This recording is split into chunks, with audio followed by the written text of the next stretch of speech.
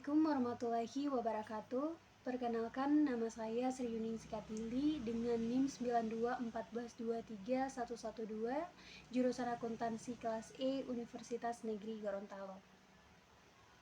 Di video ini saya akan membahas tentang geostrategi dalam pertahanan dan keamanan. Untuk memenuhi tugas UAS mata kuliah kewarganegaraan dengan dosen pengampu Bapak Kronilukum SPD MSc. Sebelum kita membahas geostrategi dalam pertahanan dan keamanan, kita perlu mengetahui terlebih dahulu apa itu geostrategi. Geostrategi berasal dari kata geografi dan strategi. Geografi merajuk kepada ruang hidup nasional, wadah atau tempat hidupnya bangsa dan negara Indonesia. Strategi diartikan sebagai ilmu dan seni menggunakan semua sumber daya bangsa untuk melaksanakan kebijaksanaan tertentu dalam keadaan perang dan damai. Bangsa Indonesia memandang geostrategi sebagai strategi dalam memanfaatkan keadaan atau konstelasi geografi negara Indonesia untuk menentukan kebijakan, tujuan, dan sarana-sarana guna mewujudkan cita-cita proklamasi dan tujuan nasional bangsa Indonesia. Geostrategi merupakan masalah penting bagi setiap bangsa baik pada masa lampau, kini maupun mendatang. Geostrategi menjadi sangat penting karena setiap bangsa yang telah bernegara membutuhkan strategi dalam memanfaatkan wilayah negara sebagai ruang hidup nasional untuk menentukan kebijakan, sarana dan sasaran perwujudan kepentingan dan tujuan nasional melalui pembangunan sehingga bangsa itu tetap eksis dalam arti ideologis, politis, ekonomis, sosial budaya, dan hankam. Geostrategi dalam pertahanan dan keamanan adalah studi tentang bagaimana faktor geografis mempengaruhi strategi pertahanan dan keamanan suatu negara atau wilayah. Ini melibatkan analisis terhadap aspek geografis seperti lokasi geografis, sumber daya alam, dan akses ke jalur transportasi dan komunikasi. Pertahanan dan keamanan suatu negara sangat dipengaruhi oleh faktor-faktor geografis. Misalnya, negara yang memiliki garis pantai yang panjang mungkin perlu mengembangkan kekuatan angkatan laut yang kuat untuk melindungi perairan nasional dan mengamankan jalur perdagangan maritim. Di sisi lain, negara yang terletak di wilayah pegunungan mungkin perlu fokus pada pertahanan darat dan pengamanan perbatasan guna melindungi wilayahnya dari invasi. Selain itu, faktor geografis juga dapat mempengaruhi strategi pertahanan dan keamanan dalam hal aksesibilitas. Negara yang memiliki akses yang mudah ke jalur transportasi dan komunikasi internasional mungkin menjadi sasaran potensial bagi serangan atau ancaman dari luar. Oleh karena itu, negara-negara tersebut perlu mengembangkan strategi pertahanan yang efektif untuk melindungi infrastruktur dan mengamankan jalur komunikasi. Sumber daya alam juga dapat menjadi faktor penting dalam geostrategi pertahanan dan keamanan. Negara yang kaya akan sumber daya alam seperti minyak, gas, atau logam mungkin menjadi sasaran potensial bagi negara-negara lain yang ingin mengamankan akses ke sumber daya tersebut. Oleh karena itu, negara-negara tersebut perlu mengembangkan strategi pertahanan yang melindungi sumber daya alam mereka dan menjaga kedaulatan nasional.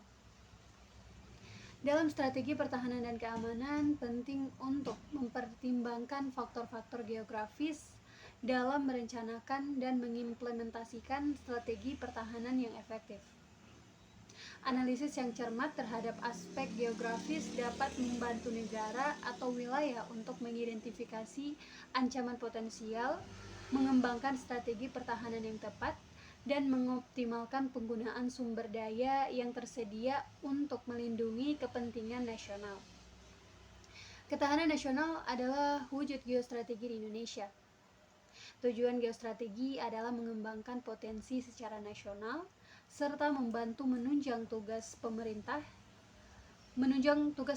Indonesia, mulai dari ketertiban, meningkatkan kesejahteraan, kemakmuran, pertahanan keamanan, keadilan sosial, dan keadilan hukum. Wujud geostrategi Indonesia adalah ketahanan nasional, berhubungan dengan kemampuan nasional untuk memelihara keutuhan bangsa dari berbagai upaya pelemahan berbangsa dan bernegara, baik oleh pihak asing maupun oleh pihak warga bangsa sendiri. Nah, apa saja wujud geostrategi Indonesia yang berhubungan dengan ketahanan nasional? Yang pertama, ketahanan ideologi.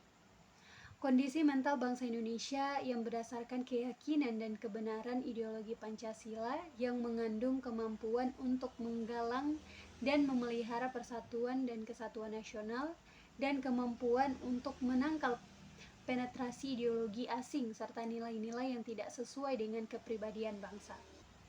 Yang kedua, ketahanan politik. Kondisi kehidupan politik bangsa Indonesia yang berlandaskan demokrasi yang bertumpu pada perkembangan demokrasi Pancasila dan Undang-Undang Dasar 1945 yang mengandung kemampuan memelihara stabilitas politik yang sehat dan dinamis serta kemampuan menerapkan politik luar negeri yang bebas dan aktif. Yang ketiga, ketahanan ekonomi. Kondisi kehidupan perekonomian bangsa Indonesia yang berlandaskan Pancasila dan Undang-Undang Dasar 1945 yang mengandung kemampuan menerapkan stabilitas ekonomi yang sehat dan dinamis serta kemampuan menciptakan kemandirian ekonomi rasional dengan daya saing yang tinggi dan mewujudkan kemakmuran rakyat yang adil dan makmur. Yang keempat, ketahanan sosial budaya.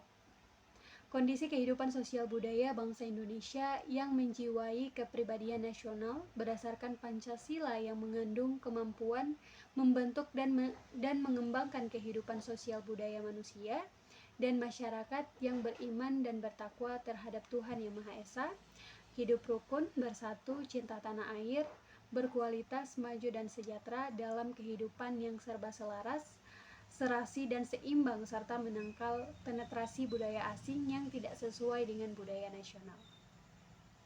Nah, yang kelima, ketahanan pertahanan keamanan. Kondisi daya tangkal bangsa Indonesia yang dilandasi kesadaran bela negara seluruh rakyat yang mengandung kemampuan memelihara stabilitas pertahanan keamanan negara yang dinamis, mengamankan pembangunan dan hasilnya, serta kemampuan mempertahankan kedaulatan negara dan menangkal semua bentuk ancaman. Geostrategi Indonesia merupakan strategi dalam memanfaatkan konstelasi geografi negara Indonesia untuk menentukan kebijakan, tujuan, dan sarana-sarana untuk mencapai tujuan nasional bangsa Indonesia. Geostrategi Indonesia memberi arahan tentang bagaimana merancang strategi pembangunan guna mewujudkan masa depan yang baik, aman dan sejahtera. Oleh karena itu, geostrategi Indonesia bukanlah merupakan geopolitik untuk kepentingan politik dan perang, tetapi untuk kepentingan kesejahteraan dan keamanan. Dalam konteks pertahanan dan keamanan, geostrategi Indonesia memiliki peran penting dalam merumuskan kebijakan dan strategi yang berkaitan dengan perlindungan wilayah, keamanan nasional, dan kepentingan negara. Beberapa aspek geostrategi yang relevan dalam pertahanan dan keamanan Indonesia adalah: yang pertama, pertahanan wilayah maritim. Kekayaan alam Indonesia yang melimpah di sektor kelautan menjadikan pertahanan wilayah maritim sebagai fokus utama. Indonesia memiliki perairan yang luas dan kaya sumber daya alam, sehingga perlindungan terhadap perbatasan maritim, jalur perdagangan, dan sumber daya alam menjadi prioritas dalam kebijakan pertahanan. Yang kedua, pertahanan wilayah darat. Meskipun Indonesia adalah negara kepulauan, pertahanan wilayah darat tetap penting dalam menjaga kedaulatan dan keamanan nasional. Hal ini melibatkan pengamanan perbatasan darat, pengendalian wilayah perbatasan, dan perlindungan terhadap infrastruktur vital di daratan. Yang ketiga, keterlibatan dalam keamanan regional. Indonesia memiliki peran aktif dalam menjaga keamanan regional di Asia Tenggara melalui kerjasama regional seperti ASEAN dan perjanjian keamanan bilateral. Indonesia berupaya membangun kerjasama pertahanan dan keamanan dengan negara-negara tetangga untuk menjaga stabilitas dan mengatasi ancaman bersama. Yang keempat, pengamanan laut dan udara. Dalam menghadapi tantangan keamanan, pengamanan laut dan udara menjadi aspek penting dalam geostrategi Indonesia. Hal ini melibatkan pengawasan terhadap perairan dan ruang udara nasional, pengendalian perbatasan maritim dan udara, serta peningkatan kemampuan pertahanan laut dan udara. Yang kelima, diplomasi pertahanan.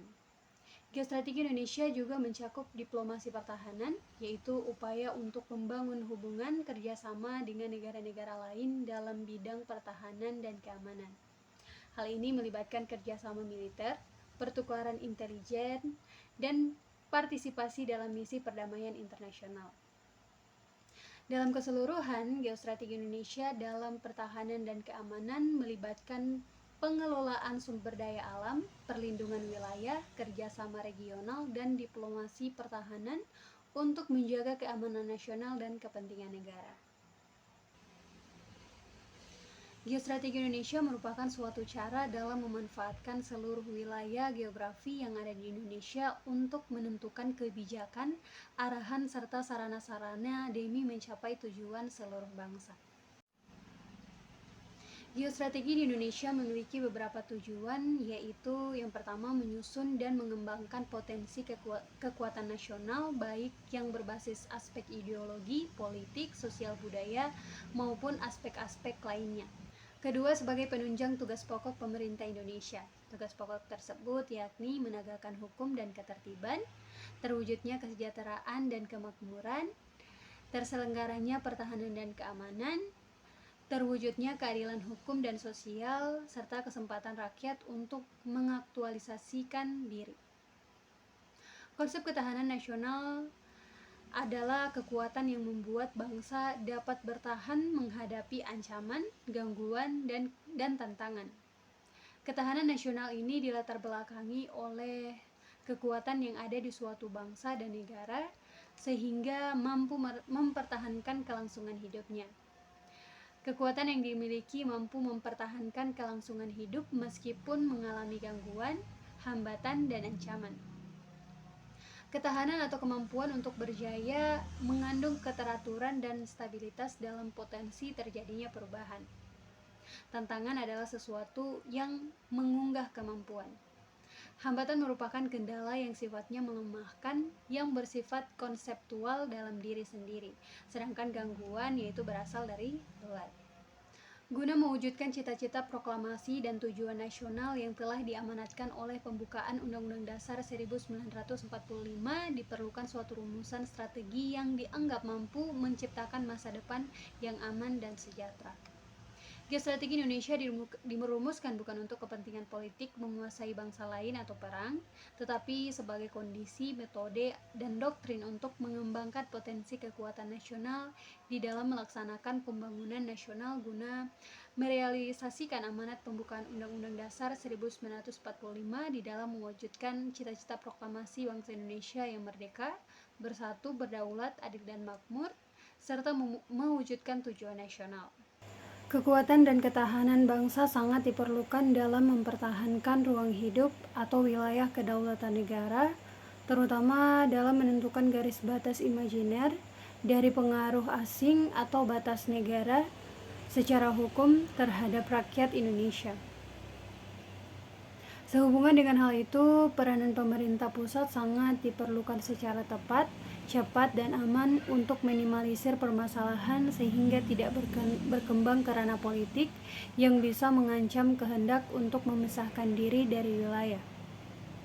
Menyikapi situasi tersebut, pemerintah wajib membangun sistem keamanan dan kesejahteraan bangsa melalui upaya peningkatan dan pemantapan kondisi dinamik kehidupan nasional sebagai langkah geostrategi dengan mengarahkan seluruh sumber daya nasional untuk mengendalikan situasi, ruang, dan waktu.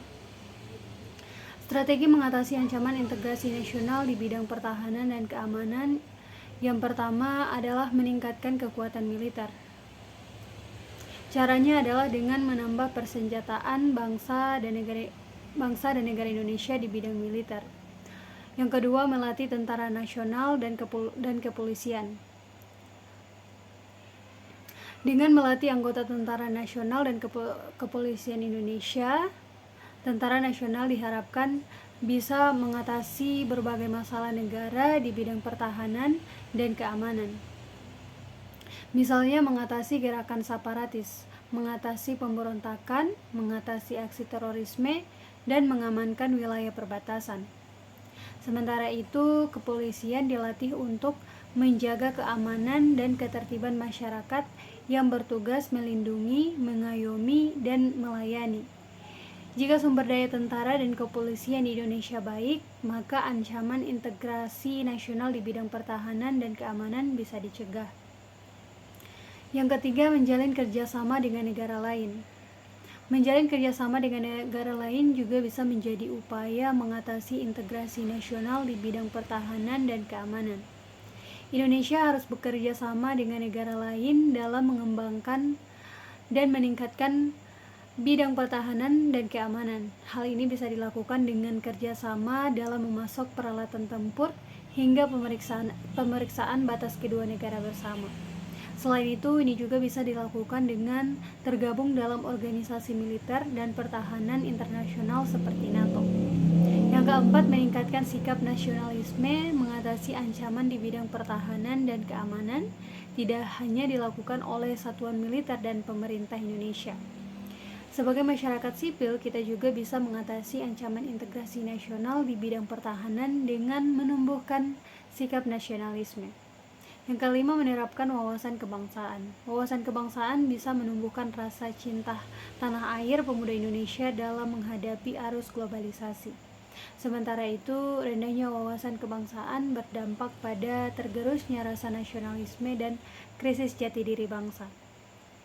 Contoh penerapan wawasan kebangsaan yaitu memiliki kesadaran cinta tanah air. Kedua, mendukung upaya mewujudkan keadilan sosial dalam masyarakat. Yang ketiga, berbudi, berbakti, luhur, dan disiplin dalam masyarakat. Keempat, memelihara nilai positif seperti hidup rukun dan gotong royong. Sekian. Wassalamualaikum warahmatullahi wabarakatuh. Audio Jungle.